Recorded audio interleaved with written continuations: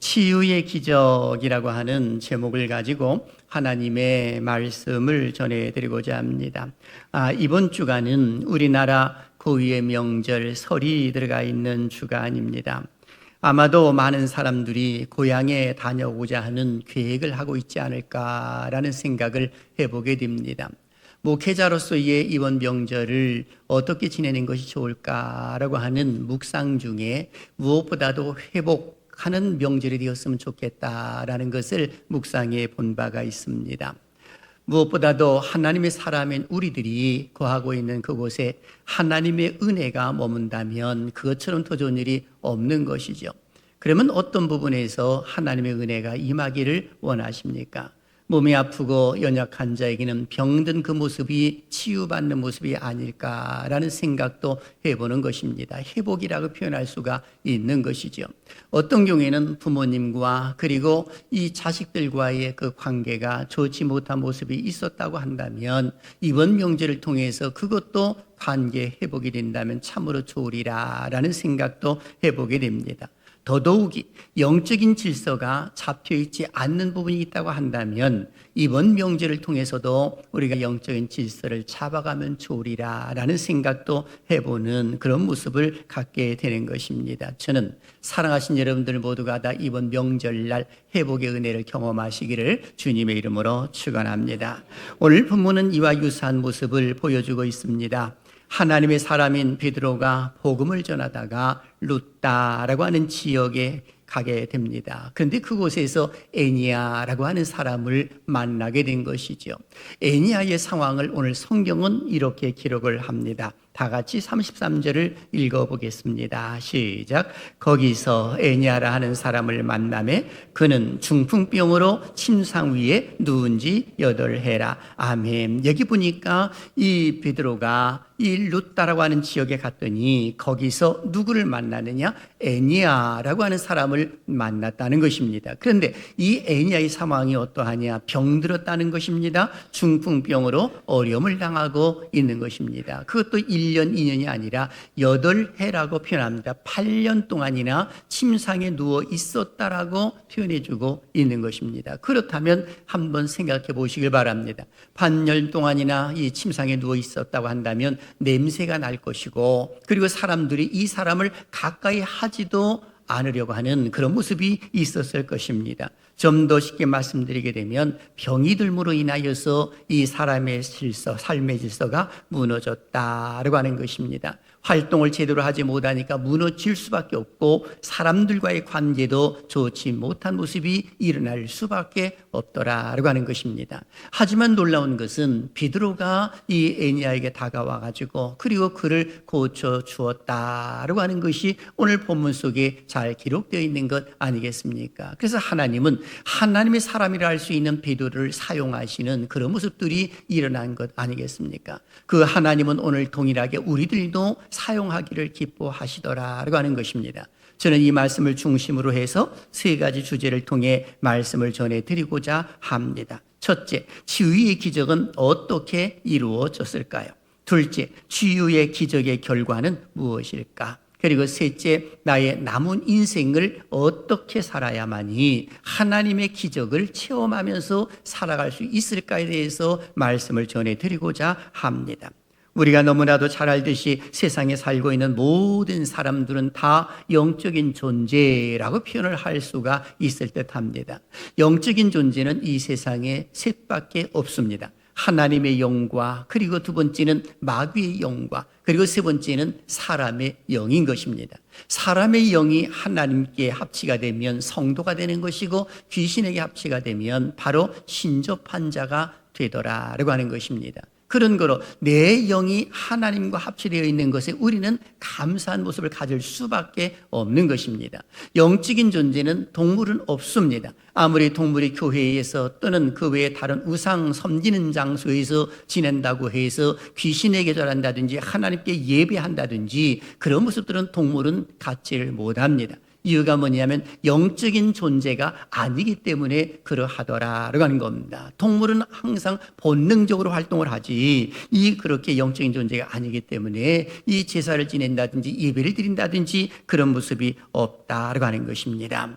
그런 거로 우상을 섬기는 모습이 있다고 하면 그 모습을 절대로 나쁘다고 생각하지 말고 방향을 잘못 설정했구나라고 하는 마음을 갖는 것이 무엇보다도 중요합니다. 특별히 명절을 맞이하게 되면 제사 문제로 인하여서 많은 사람들이 힘들어하는 모습을 갖는 경우를 보게 됩니다. 그러다 보니까 이 제사를 지내도 괜찮다라고 하는 단체들도 있고 그렇게 말씀하시는 목사님들도 있습니다만은 그러나 실상은 그렇지를 않습니다. 성경의 기록을 보게 되면 사도 바울이 분명하게 이야기를 해줍니다. 고린도전서 10장 20절 한번 보십시오. 같이 읽어봅니다. 시작. 무릇 이방인이 제사하는 것은 귀신에게 하는 것이요 하나님께 제사하는 것이 아니니 나는 너희가 귀신과 교제하는 자가 되기를 원하지 아니하노라. 아멘. 바로 이 제사를 지내는 거, 바로 우상에게 이 제사를 지내는 것입니다. 그리고 귀신과 교제하게 된다라고 하는 겁니다. 이를 뒤집어 말하게 되면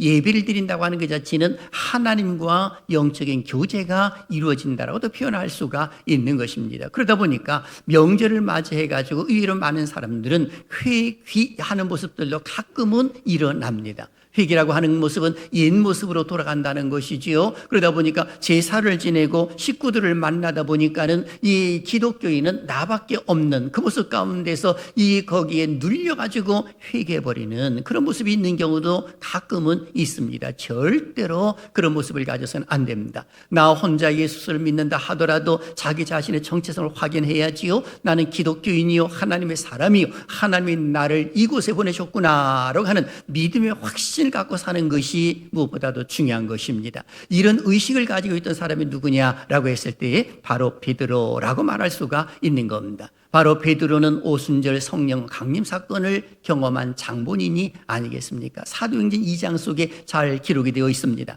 120문도가 한 자리에 모여 있었지요. 간절히 예수님의 그 약속을 믿으면서 기도를 했습니다. 몇 날이 못되어 너희는 성령의 세례를 받을 것이니 예루살렘을 떠나지 말라고 하셨던 주님의 말씀에 힘을 얻어서 그들이 마가다 락방에 모여가지고 간절히 기도를 했습니다. 로마 사람들이 무서웠지요. 유대인들이 무서웠지요. 문빗장을 걸어 잠그고 있었습니다. 그런데 성령님이 임재하신 것입니다. 강하게 임재하심으로 인하여서 120문도가 다 성령 충만을 받고 그리고 견디지를 못해서 문빗장을 열고 뛰쳐나가서 예수는 그리스도이십니다 라고 하면서 담대하게 복음을 전했고, 베드로 같은 경우에는 솔로몬의 행가에 가서 복음을 전할 때마다 3,000명, 5,000명씩 회개하는 역사가 일어나는 것을 경험했던 모습이 일어납니다. 그러는 와중에 사도행전 9장을 보게 되면 사울이라고 하는 청년이 대회심 사건이 일어난 것을 바라보았고, 그리고 이제는 이 복음이 유대 지역에서 이방인에게까지 넘어가는 그 모습 가운데 교회가 평안하여 든든히 세워져 가고 있는 그 모습을 경험하는 가운데에 베드로가 갖는 의식이 뭐냐 했을 때, 내가 설교하고 내가 기도하고 내가 선포하면 하나님은 반드시 들으실 것입니다 라고 하는 그런 확신을 가지고 룻다라고 하는 지역에 갔고, 그리고 애니야를 만났을 때 그는 그대로 실행에 옮김으로 인하여서 하나님의 기적을 체험했더라라고 하는 것입니다.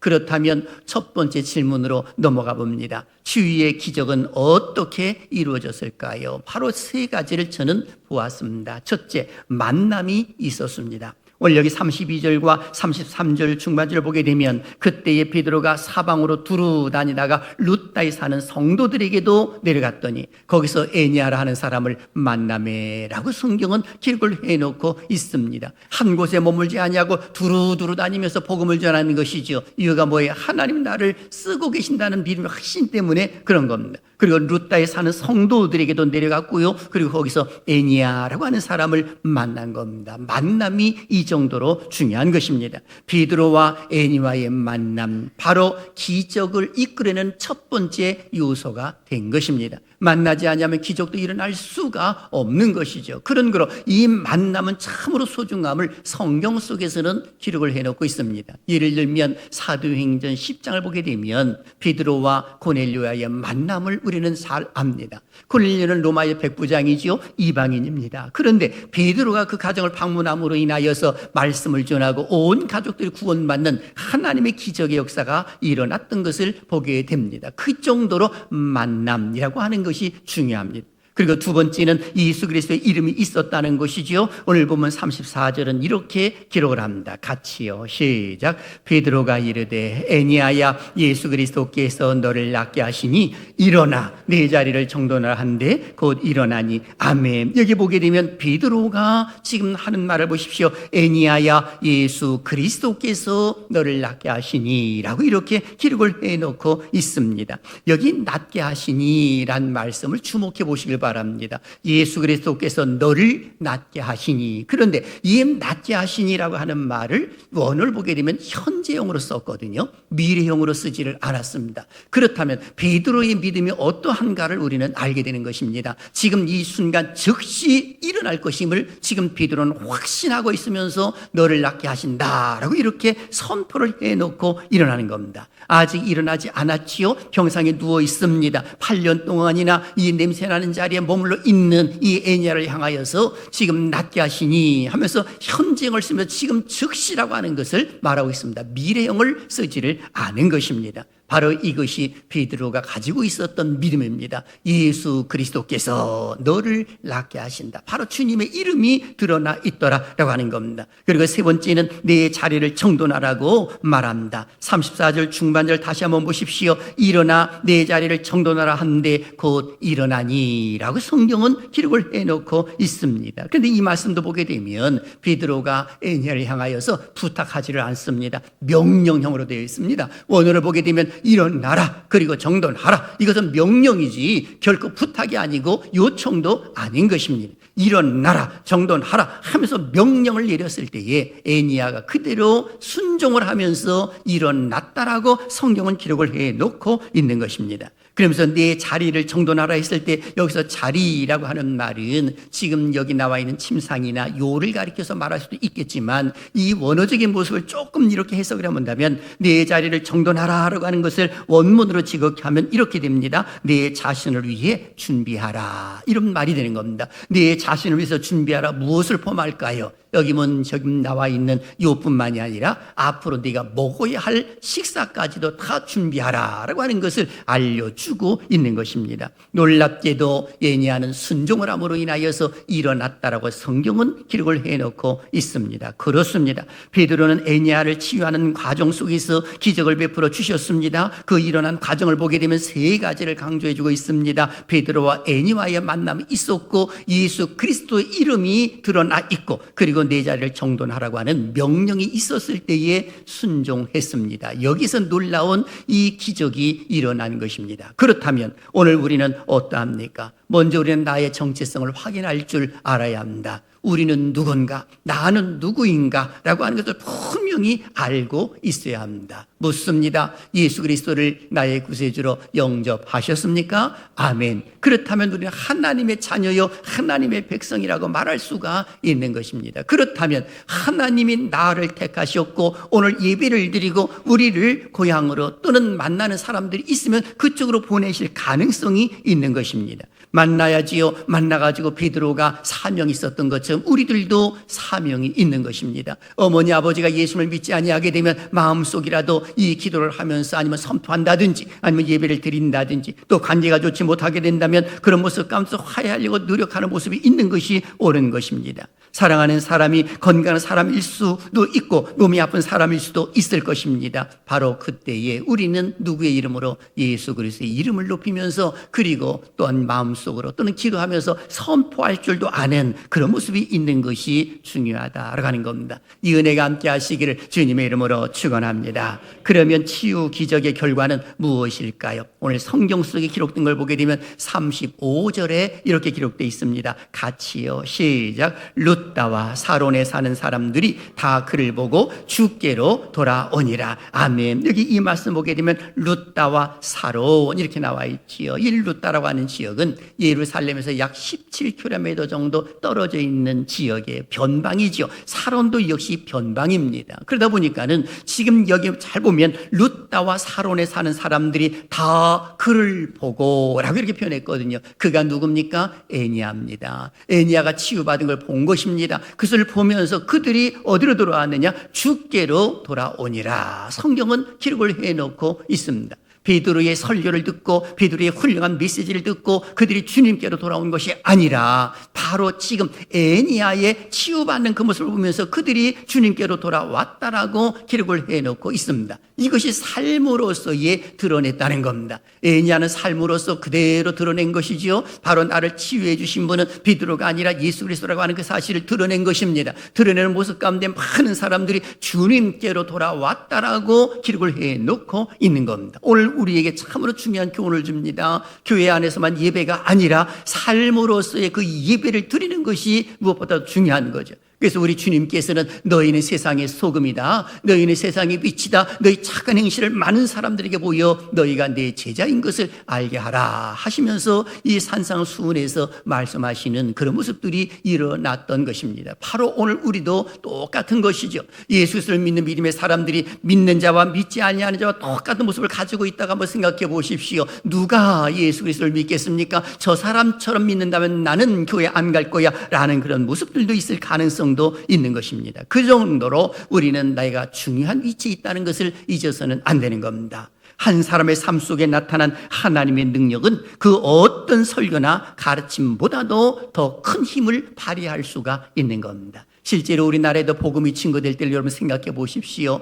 이 초창기에는 의사나 아니면 병원이나 약이나 이런 것이 많지 않음으로 인하여서 우리나라의 치유의 기적이 참 많이 일어났습니다. 하나님께서 은혜를 베풀어 주시고 신유의 기적을 주심으로 인하여서 은사를 허락하심으로 인하여 손을 얹으면 낫는 자들이 많았고요, 병든 자들이 치유받고 귀신들이 떠나가는 그런 모습들이 의외로 참 많았습니다. 하지만 지금은 병원이 많고 약도 많고 약국도 많이 있기 때문에 우리 하나님께 그 시대마다 필요에 의해서 사용하시는 모습들이 얼마나 많은지 모릅니다. 그러다 보니까 병든 자가 치유받는데 교회 가면은 그말로 건강해진대 라고 해서 그 사람들이 치유받은 것을 보면서 많은 사람들이 교회에 몰려와가지고 예배를 드렸던 것이 우리나라의 몇십 년 전의 일인 것입니다. 그 정도로 하나님의 놀라운 은혜는 삶으로서 드러났을 때에 애냐를 통해서도 주님께로 돌아오는 자들이 많음을 알려준다고 하면 오늘 우리의 삶이 얼마나 중요한가라고 하는 것을 보여주고 있는 겁니다. 저는 사랑하시는 여러분들을 통해서 주변에 있는 모든 사람들이 예수 그리스도께로 돌아오는 은혜가 있기를 주님의 이름으로 축원합니다.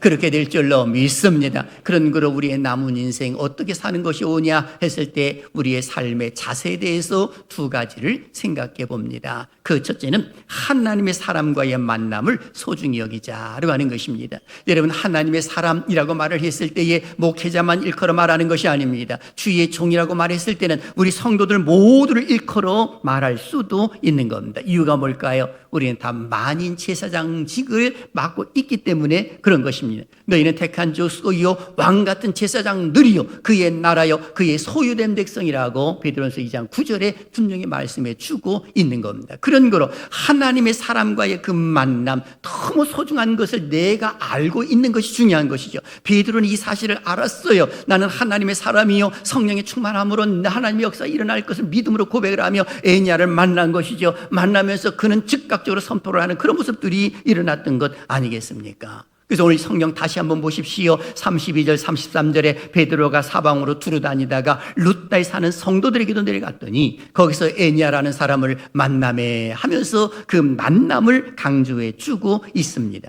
인생에 있어서의 만남은 너무너무나도 중요한 것 아니겠습니까? 보십시오. 베드로와 그리고 애니와의 만남. 이 베드로는 하나님의 사람입니다. 애니야는 뭡니까? 중풍병으로 8년 동안 어려움을 나가고 있는 사람이에요. 그런데 베드로가 찾아와가지고 뭐라고 말합니까? 34절 보십시오. 베드로가 이르되 애니야야 라고 이렇게 부릅니다. 이름을 불러줬다는 겁니다. 베드로가 애니야를 부를 때에 큰 소리로 불렀을까요? 가장 아름답고 부드러운 음성으로 불렀으리라 라는 생각을 해보게 됩니다. 하나님이 보내신 것이거든요. 하나님이 베드로를 여기 나와 있는 룻다로 보내고 애니야를 만나게 하셨고 그리고 그에게 지금 이야기하라고 만들어 주신 거죠. 그래서 베드로가 말하는 겁니다. 애니야야 라고 말입니다. 만일에 베드로가 애니야 이렇게 불렀을 때에 이 애니야가 째려보았다면 어떠할까요? 왜 내 이름을 부르느냐 하면서 째려보면서 기분 나쁘다라고 표현했다고 한다면 과연 어떤 모습을 가졌을까라는 걸 생각해 보게 됩니다. 그런데 애니야는 이 베드로가 부르는 그 순간 속에 뭔가 기적이 일어날 것 같은 그 마음에 동요가 일어나기 시작을 하는 것입니다. 내 이름을 불러주시는 분은 그 위대한 베드로님, 그 베드로님이 내 이름을 불러주고 있어. 이 사람은 하나님의 사람이고 설교를 할 때마다 많은 사람들이 이 변화받는 그 모습을 내가 들었어 라고 하면서 그 순간 속에서 마음속에 소망이 생기기 시작했을 가능성이 높은 것입니다. 그 때에 바로 예수 그리스도께서 너를 낫게 하시니 라고 이렇게 선포하신 것 아니겠습니까? 그런 거로 이 만남은 너무나도 중요한 것이지요.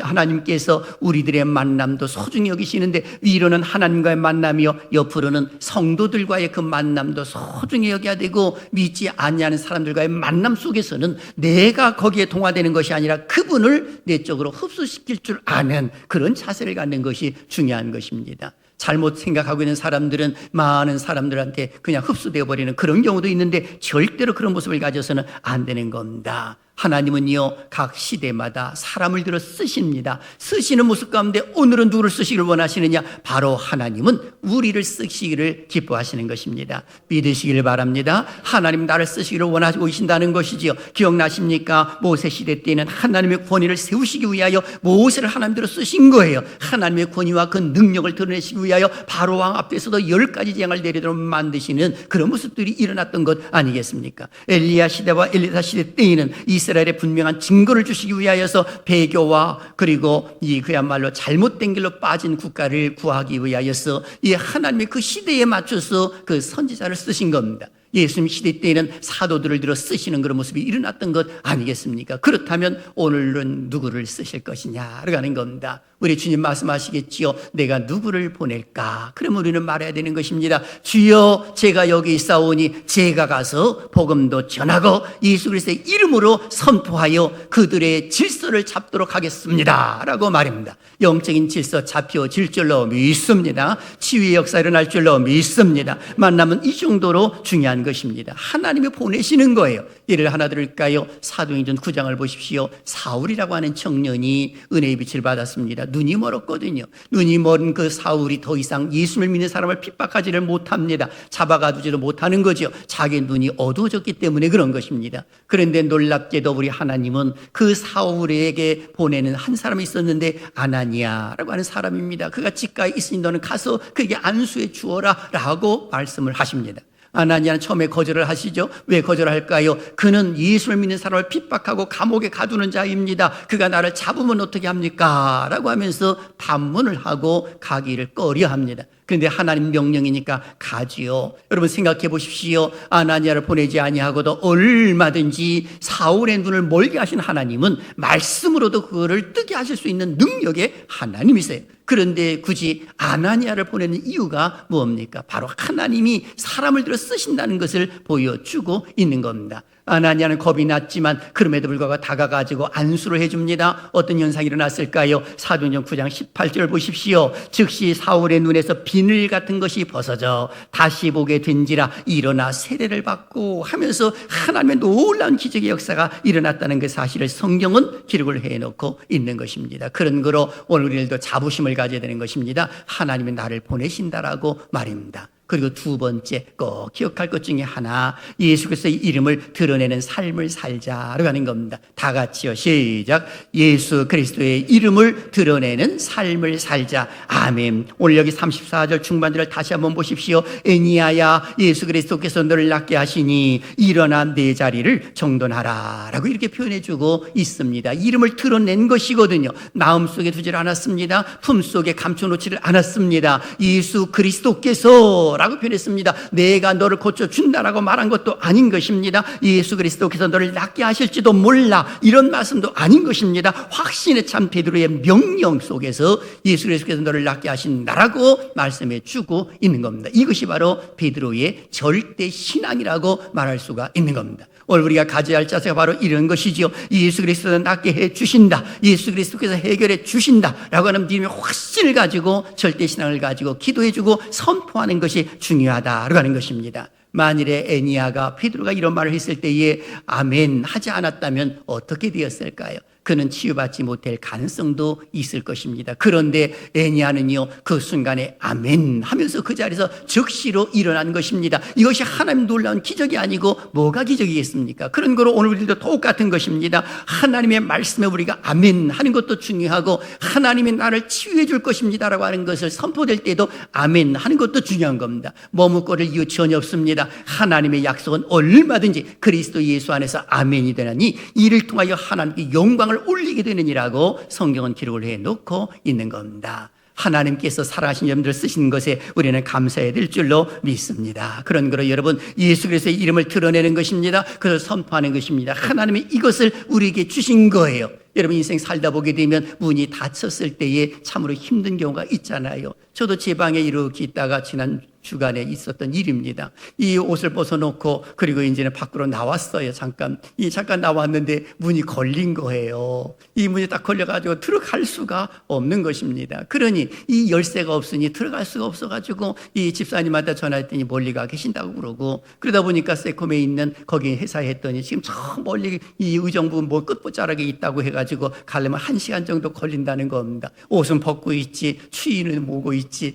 이 밖에서 활발 던데 이걸 어떻게 하나라고 해서 또 이제는 이 스피아 또 이제 키가 또 이 하나가 있어가지고 다행히 그걸 가지고 이렇게 열었거든요. 여러분 한번 생각해 보십시오. 그 열쇠가 없으니까 아무리 거기에 들어가고 싶어도 들어갈 수가 없더라고요. 이 메스트키가 있음으로 인하여서 들어갈 수가 있는 겁니다. 제 키는 어디든지 다 열리거든요. 여기 안에도 열리고 옆 분당도 열리고 어디든지 다 열리는 메스트키를 제가 가지고 있습니다. 집사님도 가지고 있고 말입니다. 그런데 영적으로 보게 되면 우리에게 이런 메스트키가 있다는 사실을 아십니까? 그것이 바로 예수 그리스도의 이름이거든요. 예수 그리스도의 이름을 통해 가지고 그 병든 자도 치유받고, 예수 그리스도의 이름으로 문제도 해결받고, 예수 그리스도의 이름으로 승리하게 될 줄로 믿습니다. 바로 예수님이 그 이름을 주신 것이거든요. 기억나시죠? 요한복음 14장 12절 보십시오. 내가 진실로 너에게 이르노니 나를 믿는 자는 내가 하는 일을 그도 할 것이요 또한 그보다 큰 일도 하리니 이는 내가 아버지께로 감이라 라고 기록하고 있습니다. 그러면서 요한복음 14장 14절 우리 큰 소리로 읽어봅니다. 시작. 내 이름으로 무엇이든지 내게 구하면 내가 행하리라. 아멘. 바로 누구의 이름입니까? 내 이름. 누구의 이름? 하나님의 이름, 예수 그리스도의 이름을 일컬어 말해주고 있는 것입니다. 예수 그리스도의 이름으로 무엇이든지 내게 구하면 내가 행하리라 라고 말씀해주고 있는 겁니다. 병든 자를 위해서 기도해도 하나님 치유해 주겠다고 말씀하고 있는 겁니다. 그래서 목회자도 이런 믿음의 확신을 가지고 우리 교인들을 위해서 기도하거든요. 어떤 경우는 생신을 맞이해서 기도해 드리는 경우가 있고요. 어떤 경우는 또 이제 몸이 아픈 사람들 위해서 손을 놓고 기도 안수해 주는 경우도 있습니다. 아픈 부위에 손을 얹고 기도할 때도 있고 말입니다. 그때에 어떤 모습을 갖는 것이냐? 바로 내 이름으로 구하면 내가 행하리라. 그걸 믿기 때문에 기도하는 거예요. 절대 신앙을 가지고 믿음으로 고백하는 것 아니겠습니까? 기억나시지요? 출애굽기 15장 26절 나는 너희를 치료하는 여호와임이라. 그 하나님께서 먼저는 사랑하신 여러분들에게 치유의 기적이 있기를 주님의 이름으로 축원합니다. 치유 안 받고 난 이후에 그리고 담대하게 나가십시오. 누구에게? 애니아가 많은 사람들에게 가서 예수 그리스도를 증거했던 것처럼 우리들도 역시 증거하고 그들이 주님께로 돌아오도록 만드는 것이 우리가 해야 할 일이다 라고 하는 것입니다. 그렇습니다. 우리의 남은 인생 그냥 살지 말고 하나님이 기뻐하시는 삶을 살되 하나님의 사람과의 만남을 소중히 여기고 그리고 예수 그리스도의 이름을 드러내는 것이 옳은 것입니다. 마음으로만 생각하지 말고 이것을 실천에 옮기는 것이 옳은 겁니다. 구슬이 서말이라도 꿰어야 보배라는 말이 있듯이 작은 일이라도 그것이 옳다라고 생각한다면 그것을 실천에 옮기는 것이 중요한 겁니다. 기억나시지요? 야고보서 2장 17절에 행함이 없는 그 믿음은 그 자체가 죽은 것이니라 라고 성경은 기록하고 있는 것입니다. 그런 것을 실행에 옮기는 것이 중요하다라고 하는 겁니다. 사랑하시는 여러분, 오늘 베드로를 통해서 애니아가 치유의 기적이 일어났던 것처럼 하나님은 오늘 우리를 통해서 하나님의 기적을 베풀어 주시기를 기뻐하신다는 사실을 절대로 잊어서는 안 되는 것입니다. 그런 거로 사랑하는 사람을 만나십시오. 만나가지고 예수 그리스도의 이름으로 기도해 주는지 예수 그리스도의 이름으로 선포를 하든지 간에 하나님의 영광을 드러내려고 하는 그 자세를 가져보십시오. 그런 거로 이번 명절은 슬픈 명절이 되지 말고 기쁨의 명절, 즐거움의 명절, 모든 것들이 회복되는 명절이 되시기를 주님의 이름으로 축원합니다.